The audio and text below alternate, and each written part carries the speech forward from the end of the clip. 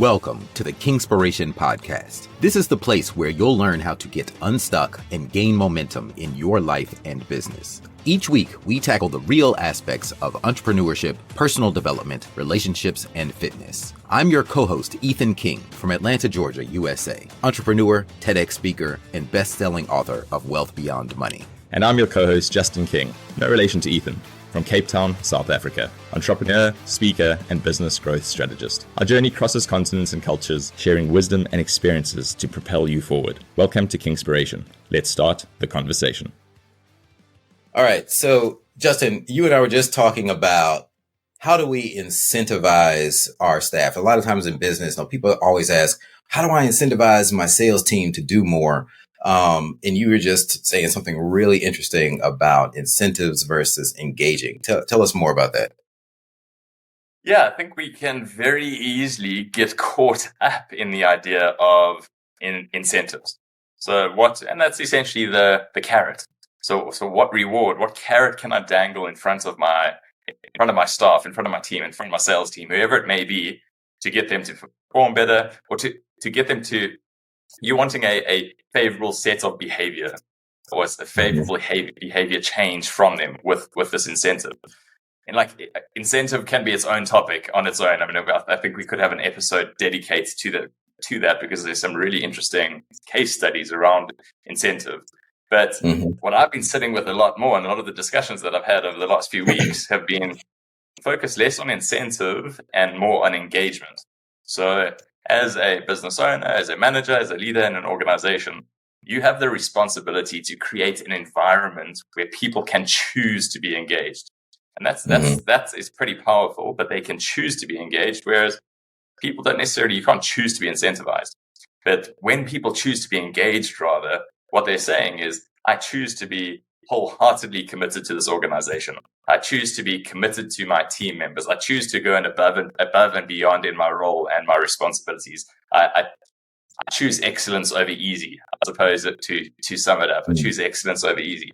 And that all happens from a place of being truly engaged in the workplace. So I've been saying to a lot of people that I work with is focus less time and energy on trying to figure out how do I incentivize my team, and focus more time and energy on how do I create an incredible environment where people really choose to be part of this team and part of this organization.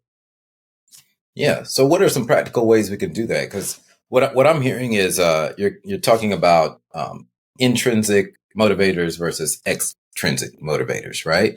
So how do we practically get people to be engaged? And then that's what we're talking about here versus, I can come up with a compensation package and that kind of stuff. But how do I tap into those intrinsic motivators and get people engaged?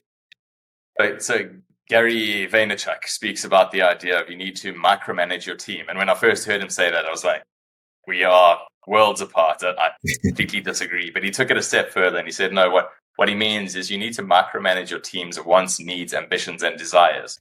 So micromanage your team's wants, needs, ambitions, and desires. And that's what he was really saying is you need to deeply understand their intrinsic motivators. And if you can deeply understand, and everyone's is different. Like some people may want to spend more time with their family. For some people, status and title is more important. For some people, they want to climb the ladder because they are wanting to get paid more. Everybody's motivation is different. But you've got to spend time really understanding that. What that means on the engagement side and some of the practical things I think that we can start applying is, first and foremost, I think take the pressure off yourself as a business owner or as a business leader. You cannot force somebody to be engaged.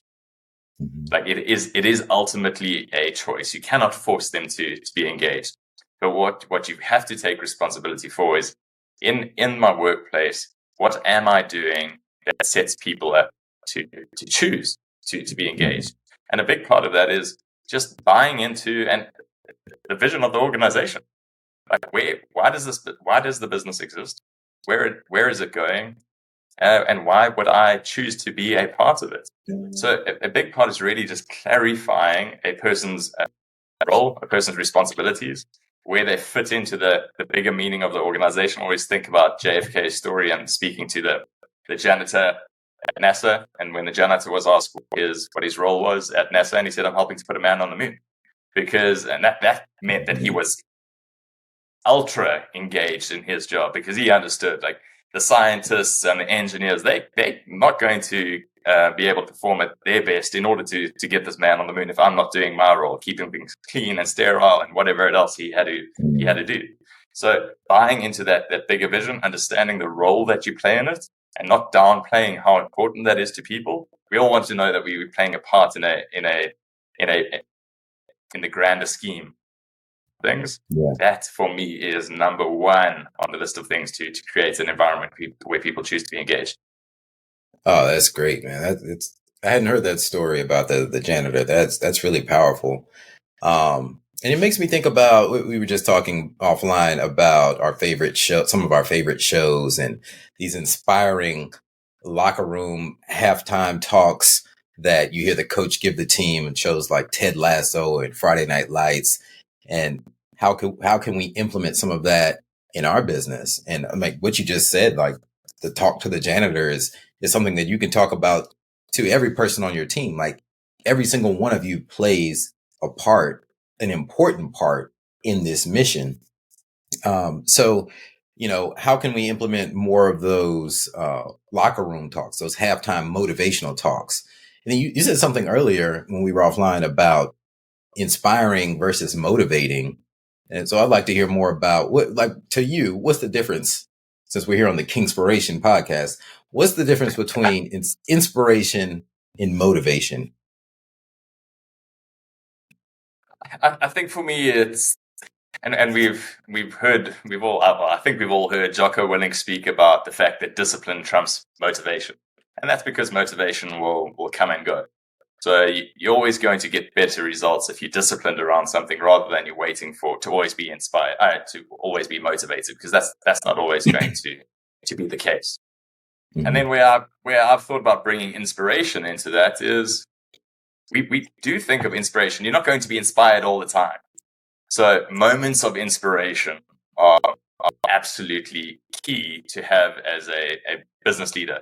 And so it's less around, we fall into that trap of, I want to bring a motivational speaker into my organization. And we think that a motivational speaker is going to come and speak for 45 minutes. And then that level of motivation, we expect it to be maintained for the next 90 days or whatever it is. And that doesn't work. So rather strive for discipline, and then look for moments of inspiration that you can bring as a leader and as a business owner. And those are those locker room talks that we're speaking about. So if you're having monthly town hall meetings, like, what are some of the stories that you can share around what it means to be part of this organization, what it's taken to get the business where it is, that are really like lightning bolt moments of, geez, that is inspiring. I want to be part of this. How do I play my part? How do I create the next story like that can be told at a future town hall or whatever it is? But these moments of true inspiration, and this is where a lot of, like, the ability to tell a good story and communicate well. Very often you hear that the big difference between a manager and a true leader is this ability to communicate well. And I think there's something to that. But if you can figure out these and provide these moments of true inspiration to your team, that inspiration is going to be a catalyst to really drive engagement as well, massively. Yeah.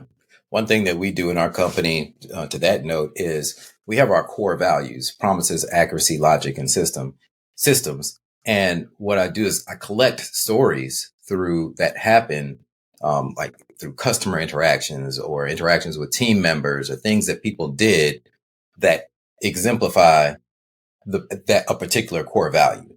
And we recognize that person in a huddle, in a team meeting. You always praise in public, reprimand in private. And we got batons made. Like, how when you're running a relay race in track, you pass the baton.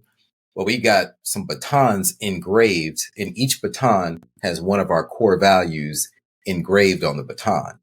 So the idea is that when you talk about storytelling, when one team member notices that another team member did something that upholds a particular core value, they pass the baton to that team member, and then the baton sits on that person's desk.